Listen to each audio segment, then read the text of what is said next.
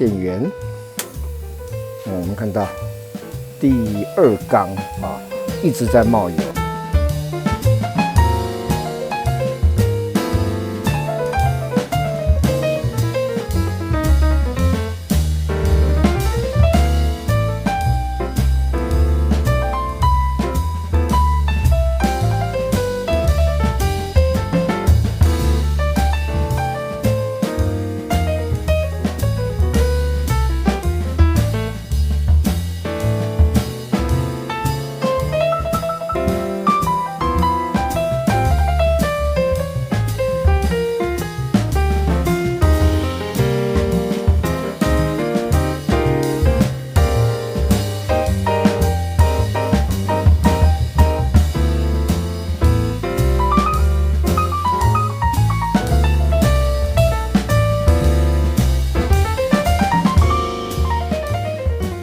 大家好，我是张大哥。现在我们要进行的是这个从台中来的 W126-280SEL 的6缸分油盘，编号96022的检修前的故障测试。这个分油盘。到目前为止，它是在1985年之前，到目前为止应该有37、8年的时间了。那我们在检修之前，我们先来看看它这个分油盘到底是为什么车子一发动，它就闻到臭油味，而且抖动相当厉害。我们先来做一个开机测试。好，大哥打开电源，我们看到第2缸一直在冒油，然后23256，第1缸一直在冒油，256也在稍微的渗油。那13缸14缸是没有出油，那这个现象是代表22356在漏油，这应该是膜片破掉。以大哥的经验，应该是膜片破掉了。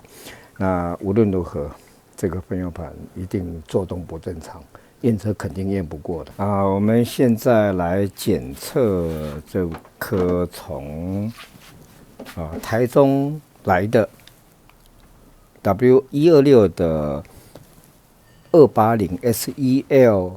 M10引擎的加热阀的故障状况那标准的加热阀，它是应该是要在作为我们冷车加浓的功能，也就是说，引擎在冷车跟热车的时候，它的压力不同使得由于压力的变化，那改变供油量。那如果说在引擎刚发动的时候，它的压力大概应该在 2.5 左右，在2公斤 kg/cm 平方左右。然后热车之后，应该要在大概在4公斤左右。那经过从2公斤到4公斤之间的压力差，来使得改变我们的供油。那冷车油气一定要加浓，如果不加浓，天气冷的时候会有难发动，而且发动之后呢会抖动。我们现在来做一个测试，看看它在冷车，也就是说大哥还没有做加热，因为它这个如果引擎一发动，它这个线应该是插着开始加热。那现在大哥没有供电代表它在冷车状态。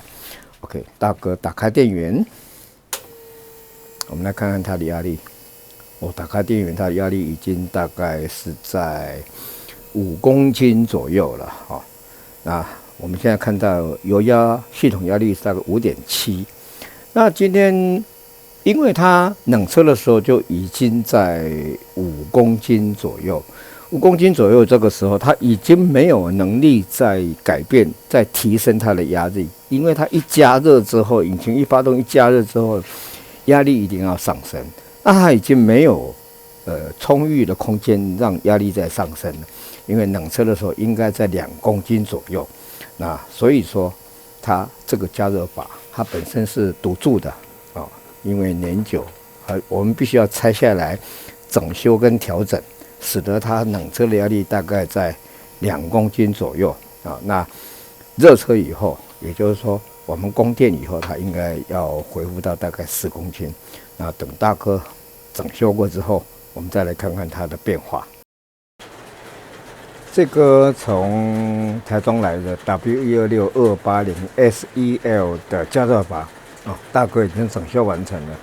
那在整修之前，我们刚看到它的压力啊，压力大概在5公斤左右。那5公斤左右，这个是偏高的，因为它跟系统压力已经太接近了，已经没有办法在热车以后啊压力在上升的这个空间啊。大哥现在来试试看啊，打开电源哦，已经供电了。我们看它压力现在目前大概在2.5公斤左右，2.5 kgcm 平方左右。那等加热以后，它会上升大概到4 kg 这样子左右。那这样经过这个压力差，也就是透过那个温度上升啊，就是现在我们看到大哥已经没有在做加热，也就是说它的我没有做加热，也就是说它引擎没有运转、没有开始加热的时候，它是在冷车状态，那压力在2.5公斤。那经过引擎运转，它就开始加热。那开始加热之后呢，它的压力就会慢慢的上升到4公斤，那从2.5公斤上升到4公斤。经过这样子的压力差，然后呢，使得我们的供油慢慢的减少，达到标准的状况啊。等一下我们要看看那个等加热完成以后，我们看它压力是不是达到4公斤左右。我们现在来看看，经过大哥整修过之后呢，这个这个加热阀大哥已经充分的供电，已经充分的供电的话，与它的也就是说，引擎已经发动了一阵子之后，它的已经达到热车的状态，它的冷车油气降冷的功能应该要解除。好，我们来看看。好，大哥打开电源，代表这个引擎在发动当中。我们来看看它现在的压力已经达到大概在4 kgcm 平方左右，然后它的系统压力系统压力也大概还是维持在5.7 kgcm 平方啊，所以我们看到它热车完成之后呢，它压力已经从2公斤左右2点多一直爬升到4公斤，然后就持续不变了。那经过这个压力差来达到冷车油气加浓跟恢复正常的这个的整个过程。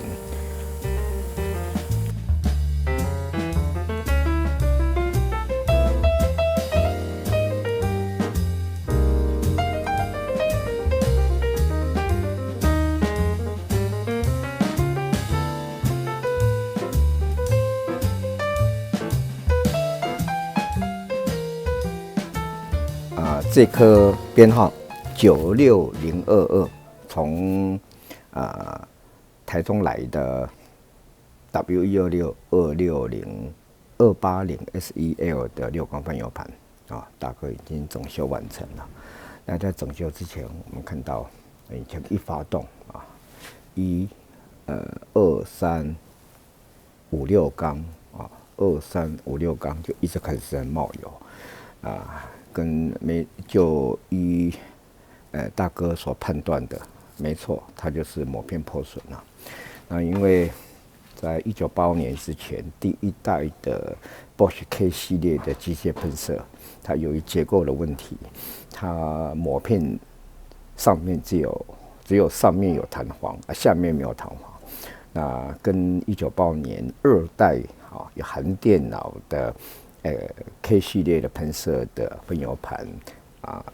它上下都有膜片，上下都有弹簧结构上不同，所以第一代1985年之前的第一代膜片很容易破损，因为它下面没有弹簧，它紧压着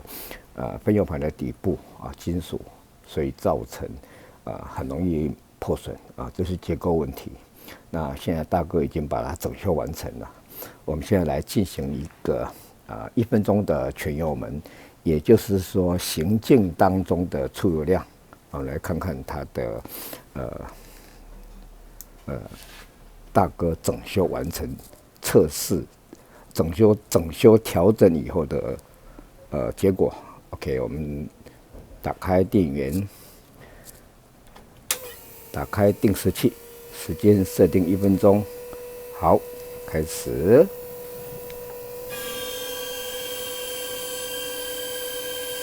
我们现在所进行的这个是1分钟的全油门，主要是在测试它在行进当中的出油量是不是每一缸都达到厂方所要求的170 mol。厂方要求的误差是15%，我们当然希望它的误差是越小越好。行进当中的出油量这个会如果供油不足，会产生我们在高速行驶，比如说高速公路80公里要变换车道到100公里的时候，那它可能会要迟滞油门没有马上上来，转速没有上来，那会造成我们的变换车道超车会有一点困难。这个是行进当中出油量所决定的。OK， 好，时间到，关闭电源，关闭定时器。画面上由右到左分别是1、2、3、4、5、6缸。第一缸180，第二缸180，第三缸170，第四缸170，第五缸175，第六缸175，跟厂方要求的170正负15%以内。我们所看到它的误差应该在5%以内这个成绩算是相当优秀了。那无论如何，我们把这颗分油盘救回来了。那接着我们就会再进行一个完修后的10分钟的模拟怠速小油门的测试，那个就是测试在车子在静止的时候，它怠速的稳定性，因为那个会决定我们车子在怠速的时候的抖动。我们接着再来看它。接着我们要进行的是这颗编号96022从台中来的 W126 280 SEL 的6缸分油盘完修之后的第二阶段测试，10分钟的模拟怠速小油门的流量测试。这个阶段的测试会决定怠速的稳定性，所以这个阶段的测试我们要了解它怠速的时候的出油量是不是稳定，是不是平均。OK， 打开电源，打开定时器，时间设定10分钟。好，开始。由于时间的关系，我们等时间接近的时候，我们再来看它的测试结果。目前我们进行的是这颗从台中来的 W126 280 SEL 的6缸分油盘，编号96022的完修后的第二阶段测试，10分钟的模拟怠速小油门的流量测试。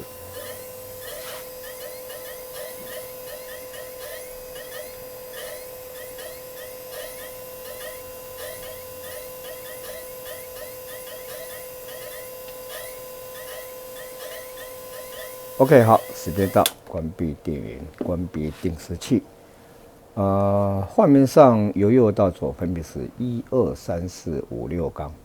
第1缸190，第2缸190，第3缸190，第4缸190，第5缸190，第6缸188啊。厂方要求的误差是15%，我们这次的误差看下来后，在3%以内，成绩算是相当优秀了。无论如何大哥还是要提醒各位老车的爱好者，油箱是个污染源。我们老车在更换机油的时候，机油滤芯如果有更换，汽油帮浦旁边的汽油滤芯也一定要更换，因为这个会决定我们的分油盘会不会再2次污染。因为理论上我们整修过这次的分油盘，它应该在20年以内不应该再堵塞。所以说我们希望老车跟老人家一样血液循环很重要，一定要常常开。如果1个礼拜没有开的话，那一定要发动10分钟，让油、水、电能够运转，能够有个循环。今天大哥的报告到此结束，拜拜。